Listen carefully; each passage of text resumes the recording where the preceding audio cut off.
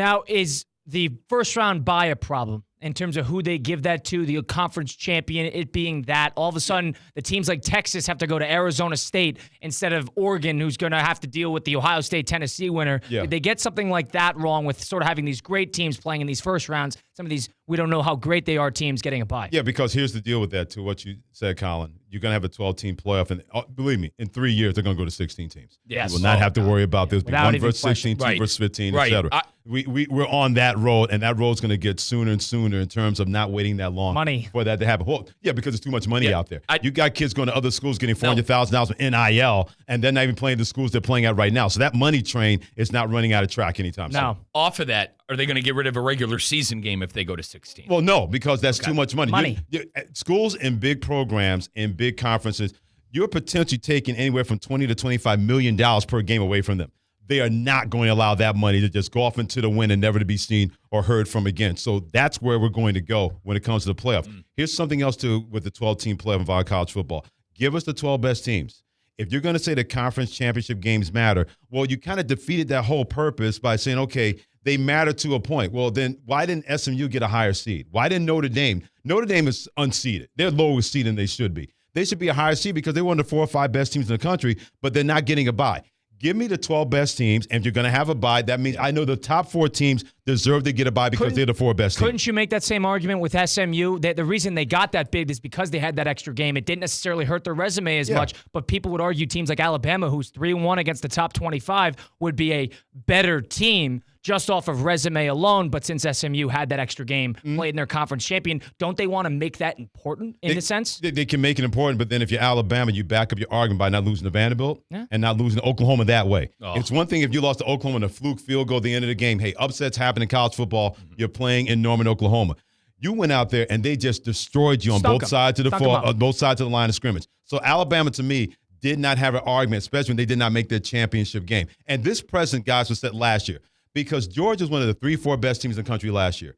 They had a bad Saturday in the SEC championship game versus Alabama, and then they're kicked out. Yeah. As much as people in Florida State said, we have more of a case. No.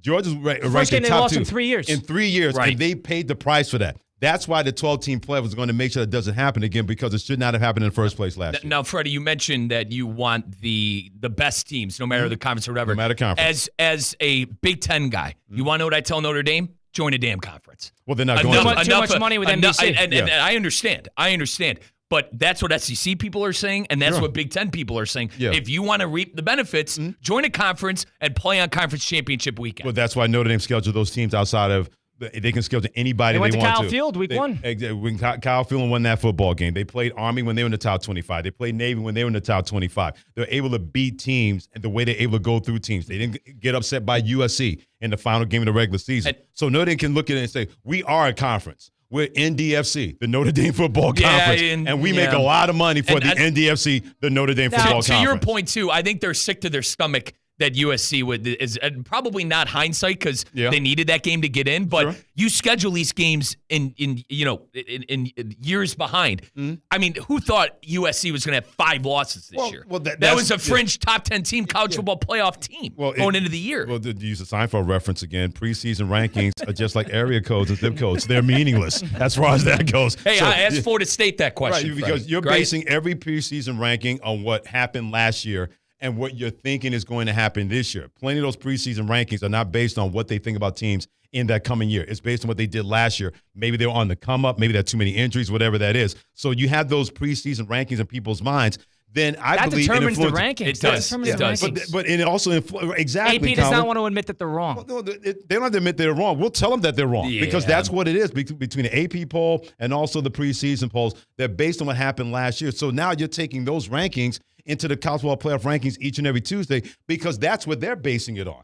A lot of times they're not even looking at teams that saying, well, that team was number 4 in the preseason rankings. Now they're number 9. Maybe they're not as good. We don't know exactly when it is. Maybe their starting quarterback got injured early on. The backup quarterback took a couple of games to get ready to go, and now he's ready to go, and now they're going to be a great football team again, or at least a good football team again. When you have that kind of already influence, that can be a very, very problem with the structure determining the rankings every Tuesday. Yeah, it's a good point because these guys, they kind of play in tune with each other, and you have a higher ladder to climb when you're behind the 8 ball to start off the year. No doubt. Of course, Freddie Coleman joining us today. He'll be on the call tomorrow on ESPN Radio for the Boca Bowl between Western Kentucky and James Madison University. We're over here now at the City Place Studios.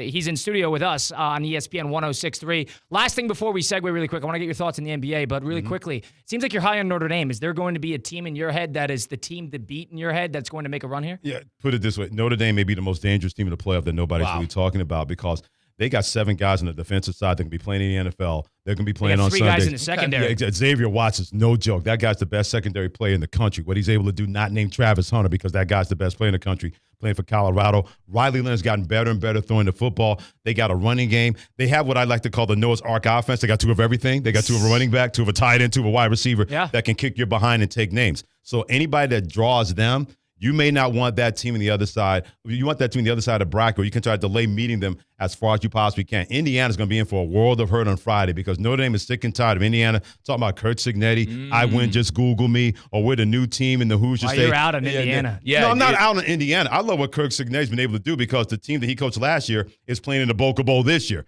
He took a lot of those James Madison guys. He took the entire roster. Absolutely. So give Coach Chesney a lot of credit overturning that roster, and they were from a 9-win team program from too. an FCS program in Holy Cross. But Notre Dame, they're balanced on both sides of the football. They don't have a lot of issues that you can look at them and say, okay, we exploit that. And they're rested because they have to play a championship game. So they had enough time to mentally and physically heal to get ready for playing a game on Friday and going through the rigors of conference championship, not conference championship football, but trying to win an NCAA Weirdly title. enough, I agree with you that they're going to be a tough out. Marcus Freeman's good in a big game. He's weird. He has that bad game he drops a year, but he's already happened. Northern Illinois, and he's strangely Marshall. He's strangely good in a big game. But so he's underrated in that. Can I play devil's advocate? Let's not forget the same guy who put 10 guys on the field versus the Buckeyes last year. It didn't have enough players on the defense for the last play of the game that turned out to be a touchdown. But that was then, it's a fluke play. That stuff happens. And remember, come on, at the end of the game, guys. It's for the game. He was an Ohio State grad. He wanted to make sure you go to the alumni dinner and not have people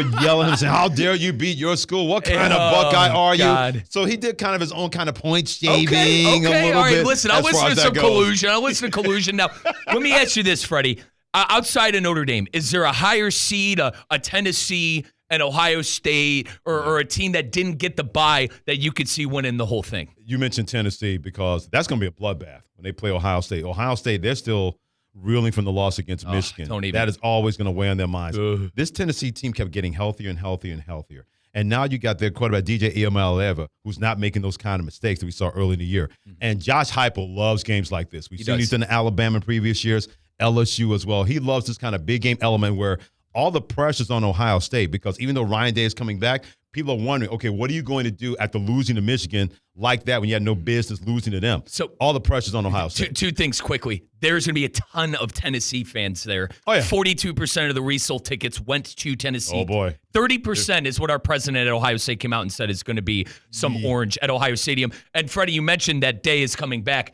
Let's wait, all right? If the Buckeyes get embarrassed, I think he's coming back. But listen, if the Buckeyes get embarrassed in that game on Saturday, all I'm saying, you never know. That's a city that lives and breathes that football team. Tennessee's got the young quarterback, but they have a great defensive line. Really and Michigan just showed a blueprint on how to beat them in their building, and it's slow the game down and get after Howard to make him uncomfortable. Yeah, and also, we'll see what happens. And also in Howard, we've seen that he can get skittish with the football. And if you're Ryan Day and you know your quarterback can get skittish, you got 2 running backs that are going to be playing in the NFL.